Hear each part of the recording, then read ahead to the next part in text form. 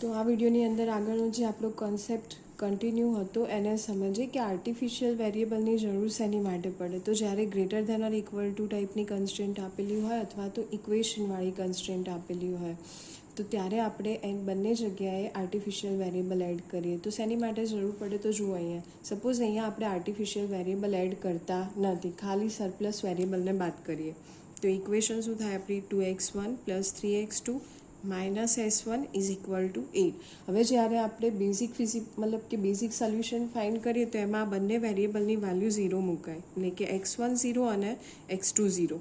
તો s1ની વેલ્યુ શું થશે -s1 is equal to 8 and therefore s1 is equal to -8.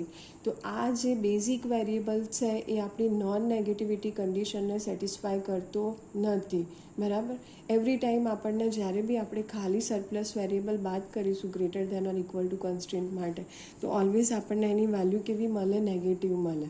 તો એ નેગેટિવિટી રિમૂવ કરવા કે કન્સ્ટન્ટ આપણી જે સેટિસ્ફાય નથી થતી એ કન્સ્ટન્ટને સેટિસ્ફાય કરવા માટે અને initial basic feasible solution find કરવા માટે આપણે આર્ટિફિશિયલ વેરિયેબલ એડ કરીએ. જેનાથી શું થાય જુઓ તમે કે 2x1 + 3x2 -s1 + a1 is equal to 8 લીધા. હવે આ ત્રણેય વેરિયેબલની વેલ્યુ આપણે 0 મૂકીએ તો a1ની વેલ્યુ શું મળે 8, કે પોઝિટિવ મળી, જે આપણી નોન નેગેટિવિટી કન્ડિશનને શું કરશે, સેટિસ્ફાય કરશે. અને એ જ રીતે ઇક્વેશનમાં જો કોઈ બી વેરિયેબલ ના હોય તો આપણને બેઝિક સોલ્યુશન મળે નહીં. અને એ બેઝિક સોલ્યુશન ફાઇન્ડ કરવા માટે આપણે આની અંદર પણ આર્ટિફિશિયલ વેરિયેબલ એડ કરીએ કે જેનાથી જ્યારે બાકીના નોન બેઝિક વેરિયેબલની વેલ્યુ આપણે 0 ધારી લઈએ તો આપણને બેઝિક સોલ્યુશન એટલે કે બેઝિક વેરિયેબલની વેલ્યુ કેટલી મળે, 8 મળે.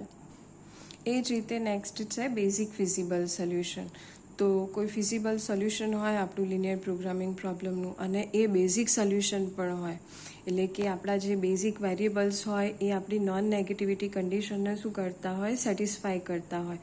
તો એ સોલ્યુશન એટલે કે વેરિયેબલ તરીકે આપણને જે બી વેલ્યુ મળી હોય એને કહેવાશે બેઝિક ફિઝિબલ સોલ્યુશન. અને એ બે ટાઈપની હોય બેઝિક ફિઝિબલ સોલ્યુશન. આપણે જે બેઝિક વેરિયેબલ આગળ જોઈ ગયા, બરાબર.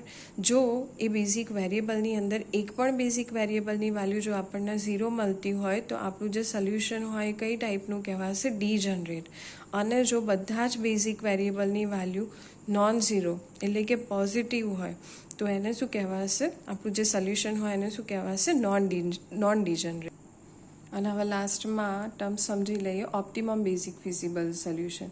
એટલે કે જ્યારે આપણું બેઝિક ફિઝિબલ સોલ્યુશન હોય એ આપણને ઓબ્જેક્ટિવ ફંક્શનની ઓપ્ટિમમ વેલ્યુ આપતું હોય, ક્યાં તો મેક્સિમમ વેલ્યુ યા તો આપણે જે મિનિમમ વેલ્યુ ફાઇન્ડ કરીએ એ. તો એને કહેવાશે ઓપ્ટિમમ બેઝિક ફિઝિબલ સોલ્યુશન.